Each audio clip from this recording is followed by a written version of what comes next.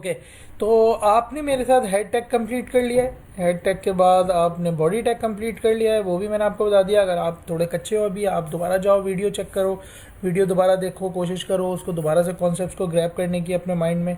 Body tag के बाद आपने मेरे साथ टाइटल कर लिया है, हेड कर लिया है, एचटीएमएल कर लिया है, डॉक टाइप कर लिया है, हेडिंग कर लिया है, पैरा कर लिया है, और आगे बढ़ते हैं हम इसके अंदर। लेकिन उससे पहले मैं आपको थोड़ा सा स्ट्रक्चर समझाऊं। वैसे तो मैं आपको रिकमेंड नहीं करता कि आपको ये स्ट्रक्चर याद होना चाहिए, बट थोड़ा बहुत दिमाग में आ चुका होगा। डॉक टाइप से हमने ये आपका वर्जन बताता है एचटीएमएल का, और बताता है कि भाई ये एचटीएमएल का डॉक्यूमेंट है। ये एचटीएमएल का जो टैग है वो रूट एलिमेंट है। ये सारी एचटीएमएल इसी के अंदर लिखी जाएगी, एचटीएमएल के अंदर, राइट। उसके बाद हेड का टैग है, हेड एचटीएमएल का चाइल्ड है, और बॉडी भी एचटीएमएल का चाइल्ड है। हेड का चाइल्ड जो है वो बॉडी नहीं है, जबकि बॉडी उसका डायरेक्ट चाइल्ड है एचटीएमएल का, और हेड भी डायरेक्ट चाइल्ड है एचटीएमएल का, राइट। तो ये दो इसके चाइल्ड हो गए। बॉडी टैग क्या करता है, वो कंटेंट जो भी आपको स्क्रीन पे दिखाना होता है यूज़र को, वो बॉडी में लिखा जाएगा, चाहे वो हेडिंग हो, पैरा हो, इमेज हो, एंड सो ऑन। इसी तरीके से हेड में आप वो चीज़ लिखोगे जो आपने ब्राउज़र को भेजनी होगी, यानी कि ब्राउज़र के वेबसाइट के बारे में डाटा, या फिर वेबसाइट पे जो टैब में टेक्स्ट दिखेगा वो, या आइकन, ये सारी चीज़ें आपके पास हेड में आएंगी, राइट। तो ये इसका एचटीएमएल का पेज स्ट्रक्चर छोटा सा, ये आपको अगर याद नहीं भी होता तो वक्त के साथ खुद हो जाएगा। देन हमने देख लिया कि कमेंट्स किस तरीके से लिखते हैं। कमेंट हम अपनी तरह अपने लिए नहीं लिखते, बल्कि हम ये किसी और यूज़र को, कि कोई और हमारा कोड कभी पढ़े तो उसको रेफरेंस के लिए हम लिखते हैं कि अच्छा यहाँ से ये स्टार्ट हुआ है, यहाँ पे ये ख़त्म हुआ है, राइट। तो ये आपका है इसको लिखने का तरीका। लेफ्ट एंगुलर ब्रैकेट आप जैसे ही ओपन करोगे, उसके बाद एक्सक्लेमेशन मार्क, 2 डैश और बीच में कमेंट, और जब कमेंट ख़त्म हो जाए तो वो कमेंट आपका जो है वो, वैसे तो वीएस कोड यार खुद ही आपको रिकमेंड कर रहा है, लिखने की ज़रूरत नहीं है मैनुअली, ना आजकल कोई लिखता है। तो ये सब मैनुअली कोई भी नहीं करता, ये सब आजकल वीएस कोड रिकमेंड करता है और आप एंटर करते हो, काम हो जाता है, ठीक है। लेकिन फिर भी ये वक्त के साथ आपको खुद याद हो जाएंगे टैग। आपको कोई भी टैग याद करने की फ़िलहाल कोई ज़रूरत नहीं है। ये मैं आपको प्रैक्टिस इतनी करवाऊँगा कि आपको रट जाएंगे, आपको ख्वाब में भी एचटीएमएल नज़र आ रही होगी, ठीक है। तो खैर, देन हम आगे बढ़ते हैं और हम चलते हैं कुछ एलिमेंट्स ऐसे हैं। पहले चलो इनलाइन से पहले हम थोड़ी और चीज़ बातें करते हैं, हम स्ट्रॉन्ग और दूसरी चीज़ें करते हैं, राइट।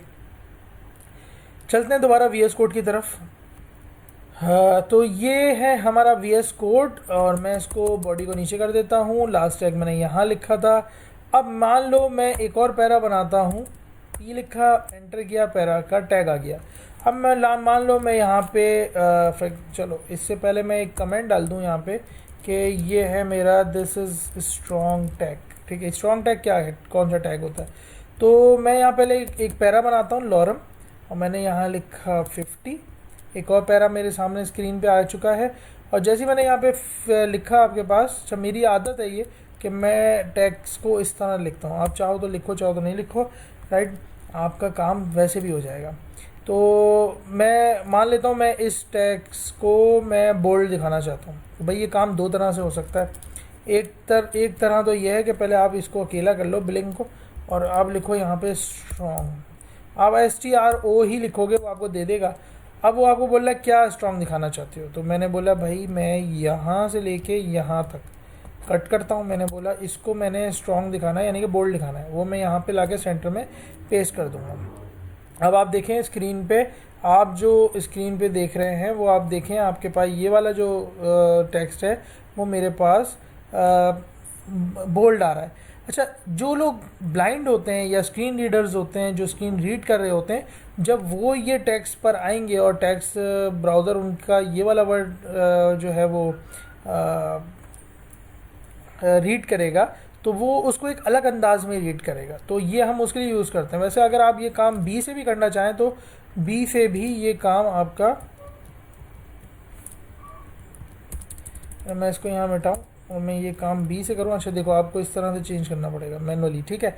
तो ये काम बी से भी हो जाएगा आपका, राइट। बट अब लोग कम ही बी यूज़ करते हैं, ज़्यादातर लोग अब स्ट्रॉन्ग टैग यूज़ करते हैं। तो आप भी स्ट्रॉन्ग टैग यूज़ करो। स्ट्रॉन्ग टैग से आप उसको बोल्ड दिखा सकते हो, थोड़ा सा डिस्टिंक्ट दिखा सकते हो, राइट। स्ट्रॉन्ग टैग के बाद कौन सा टैग है हमारे पास? तो ये रहा मेरे पास स्ट्रॉन्ग टैग। स्ट्रॉन्ग टैग के बाद ये एक टैग हो गया। दूसरा टैग हमारे पास हम देखते हैं कौन सा है, एम्फेसाइज टैग। तो एम्फेसाइज टैग क्या करता है, EM टैग कहते हैं इसे। एम्फेसाइज टैग क्या करता है, पहले मैं आपको लिख के दिखाता हूँ, फिर बताता हूँ क्या करता है। तो हम आ गए VS कोड की तरफ। अब इसी पैरा में हम बल्कि हम एक और पैरा बनाते हैं। मैं यहाँ से कमेंट कॉपी करता हूँ, Ctrl+C Ctrl+V, और मैं यहाँ लिख देता हूँ ये मेरा अब क्या है, EM टैग। मैं यहाँ एक और पैरा क्रिएट करता हूँ, राइट, और मैं यहाँ पे डमी टैग्स डालता हूँ 50 करेक्ट वर्ड्स का, 50 वर्ड्स का वर्ड हमारे पास डमी टैग्स आ चुका है। और हम यहाँ पे इसको थोड़ा सा फॉर्मेटिंग कर लेते हैं, Shift Alt और F दबा के। तो ये मेरे पास फॉर्मेटिंग हो गई है। अब मैंने कहा कि मुझे यहाँ पे एक एम्फेसाइज टैग क्रिएट करना है, एम्फेसाइज टैग।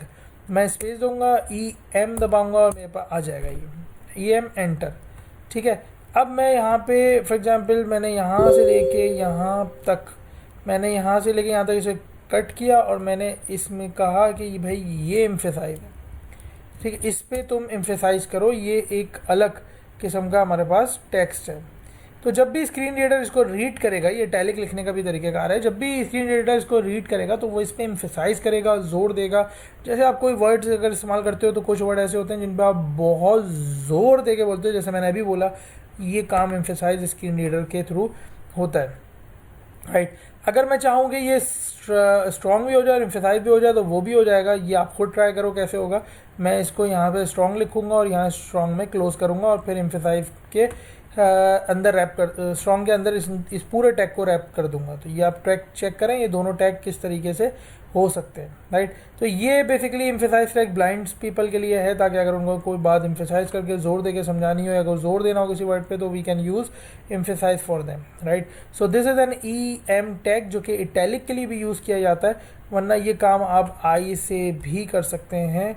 और मैं अगर I लिखता यहाँ पे तो भी यही काम हो रहा है आपके सामने, आप देखें वहाँ पे भी यही काम हो रहा है, राइट। तो but do it with EM, तो यहाँ पे आपके दोनों काम हो जाते हैं, जोर भी हो जाता है और काम भी हो जाता है, इटैलिक भी हो जाता है। सो हमने एम्फेसाइज टैग कंप्लीट कर लिया, हमने स्ट्रॉन्ग टैग कंप्लीट कर लिया, एक टैग हम और कंप्लीट करेंगे और उसके बाद हम नेक्स्ट वीडियो की तरफ चलेंगे फिर।